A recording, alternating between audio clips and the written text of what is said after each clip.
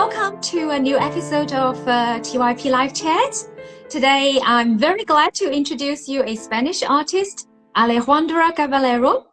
So, Alejandra, would you like to say hello to our audience or say hola? I think that's in Spanish. And introduce yourself. I see people joining us now. Perfect. Hello, everyone. This is Alejandra Caballero from Spain, female, 48 years old.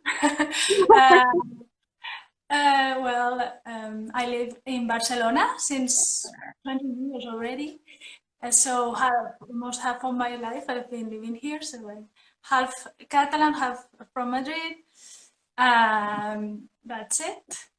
And how long have you been painting? Oh, since you were little? Yes, since I was very small, because I had my mother at home that she painted. Well, she wanted to be a painter, but she couldn't have. So I just saw her painting at home and I just imitate. And that's how you become an artist. So you saw your mother painting and then you do it and you decided to be an artist for your life. Kind of, yeah, because it was something that I felt, well, there was not much to do when I was small. It's not like nowadays that kids have machines and things. Computer games. Yes, lots of things, entertainment. But when I was little, that was one of the things that I liked most to do. So yes, I practice a lot. Wow, that's good. That's a very long history, and apparently you still love it. Yeah, yes. My mother had a lot of history books of art at home, and I pick them, and sometimes on the weekends I look at the pictures, and yeah. Wow. So I discovered your painting, Alejandra, actually just randomly on Instagram. And I fell loving them because there's a very poetic side. I'm going to show some of them, to our audience, as you can see on the screen. So this is one of the favorite painting from you, which I think is called Far. So we have this girl who is looking towards the lighthouse and there are books around. It's very poetic because it sort of reminds me of when I was young. I love reading books and I wanted to go to Europe. And I'm here in Paris. I think that's why, there's some connection of your painting always with daily life, some memories that we have, and then you put it in a very beautiful, melancholic way. And that's why I like your painting a lot. And also this one, it's such a familiar thing, right? At night, you look through a window, maybe of your neighbors, and you see a mother is preparing for the center table when the kid is there. And I just wondering, how did you find your inspiration and to manage, have your own style, which is so recognizable and very beautiful? It must be a long way. I guess you don't have the idea of them at day one. Would you share a bit with us how you get your inspiration? Yeah, sometimes inspirations come from what I have around the people that I know, and also myself, my family, and not always, because sometimes I take the inspiration from some idea and then I try to put it. So there's two ways. The one that comes from inside, like, yeah, I have an idea, I want to paint it, and I figure out how can I do that. Or sometimes I just find it it's just done, and I just paint it almost as it is, because I always change things from reality. Wow. So you're like observing life all the time. Yeah. Do you like to put your ideas down? You do some sketch, or you have all of them in your brain? I just wonder, how you usually work. No, yes, when I have an idea, I make a drawing, sketch and I keep it. And then with the time, I leave it there, and I let it.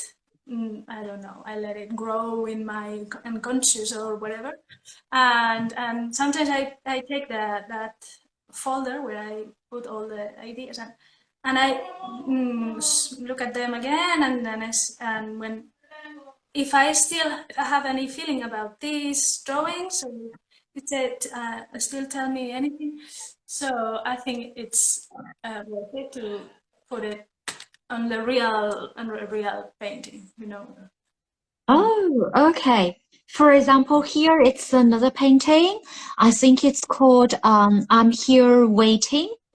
In English, and I like it a lot because I used to travel a lot, and it arrives, you arrive somewhere waiting for friends to pick you up with your suitcase. And I wonder, do you like travel, and where is there any story behind this painting, or it's just an idea that you developed by seeing, people in daily life waiting outside the bar? Yeah, that's a street kind of close to where I live. Ah, really? In Yeah, but Barcelona? I've changed a lot of things, so it's not exactly as it looks on the picture because I've erased, a lot of windows and more details. Here is like a resume, and well, I thought that instead of someone like taking coffee, whatever.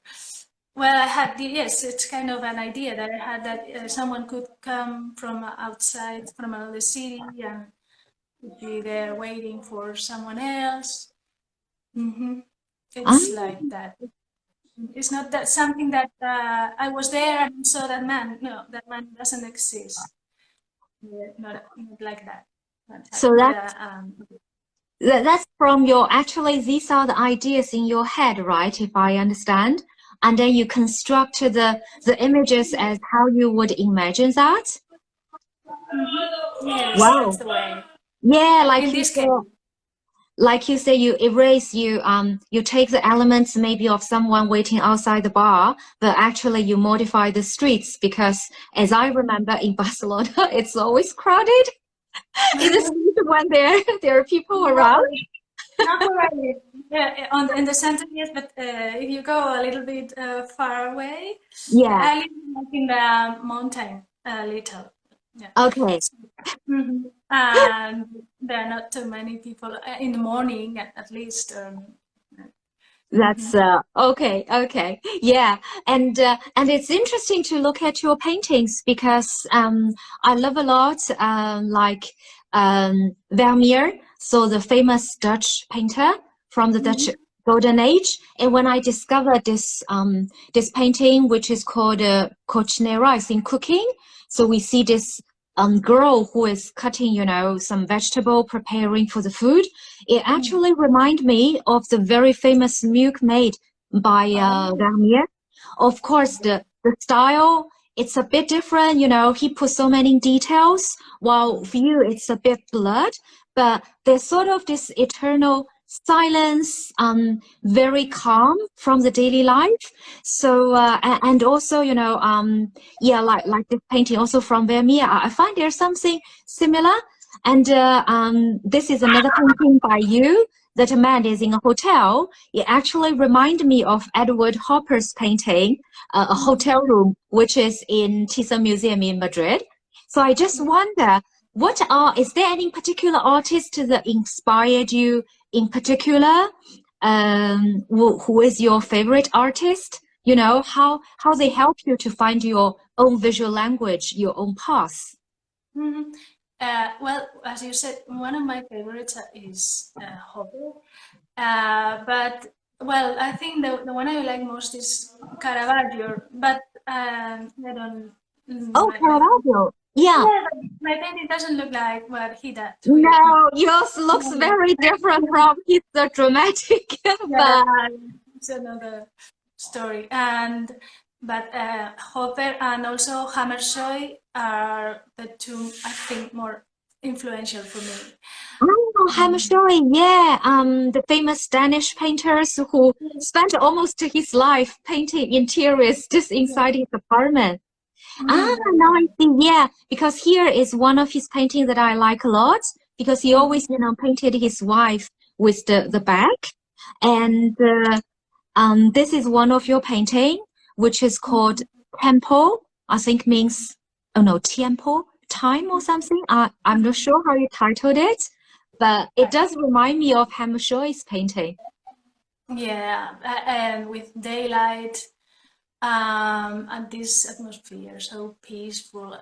Yes, it's kind of, well, I don't paint thinking about the painter. When I paint, it's just I don't know, just what I feel. But I think I have on my mind always the pictures I've always loved, and that's why then when I paint, it looks like a Hammershøi or like opera. Yeah, but you definitely succeed because there's this atmosphere. They remind me, but they are also your paintings because there's proper style and it's very poetic. And it's from the 21st century daily life, right? We are not in the past, but that's really beautiful. But I really did not expect that you would mention Caravaggio, but maybe in the light because you work a lot on the light. Maybe that's his influence, or anyway, he's a great master. But that's a nice surprise. I couldn't do what he does. I mean, when I see that, I say, how can he make all those figures so perfect, so well, one with each other, and the light and everything. He controls everything. That's very difficult. And but maybe one day you never know. No, well, it's not my style, anyways. Yeah, that's true. It's important to stick to your style. And I know that you spend a lot of time work on painting because I recently caught a conversation you had with another account on Instagram who shared your painting, which is actually, let me share it with our audience. Yeah, it's actually this one. So we have a girl in a bathroom who is doing makeup. And I saw that you discussed with the blogger that actually you changed the color and change it into this way. After the painting was sent to the gallery and you get it back. Could you tell us a bit the story? It's fascinating. It's like you never stop on a painting, and why do you want to change it? What will you look for? Kind of because sometimes when I finish a picture, I always in love with the picture. I say, oh, that's great. But then when I think I have to leave them before too early. I mean, if I could keep them longer, maybe I could. Well, that's good, but it's not. But sometimes, how can I explain it? Well, sometimes I just with the time, I think I could make it better. Your feeling change, you see it different because you said, for example, in this version, you said that you felt the blue was too strong. Yeah, that's it. And the important thing was just the figure, what she was doing, and maybe that color didn't fit the rest, I thought, and that's what I changed. And I also erased the faucets, and I I put a landscape on the background, so to make it more with the view, to make it more profound or whatever. But I still think that I can make it better. If this picture turns back to me, come back to me, I'll. You're gonna make maybe further changes. Yeah, I could maybe more contrast on the bottom because it's like a little bit flat. I think. There has to be like on the bottom of the window. It could be more contrast. Maybe. Yeah. Maybe on the lower part, a bit more darker, more contrast, and we can see the light that Yeah. pull into the window from the outside. Mm-hmm. But Yeah.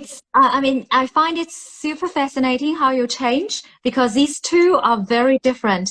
The first one, it's quite girly and it's more like sort of in a dream, a bit surrealist because with the contrast between orange and blue, and we can't see what's outside, sort of like I'm in a dream or something.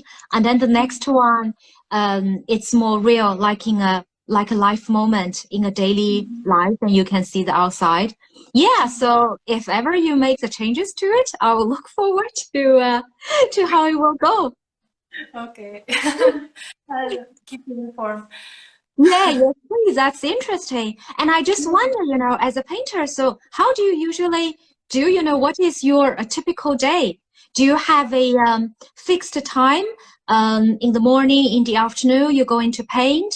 Or it really depends when you have the inspiration. Maybe for a week you don't paint, you just do a big sketch and then you sit in front of your canvas and you paint like for 24 hours. I don't know. I just wonder, because artist sounds a very mysterious job or professional for me.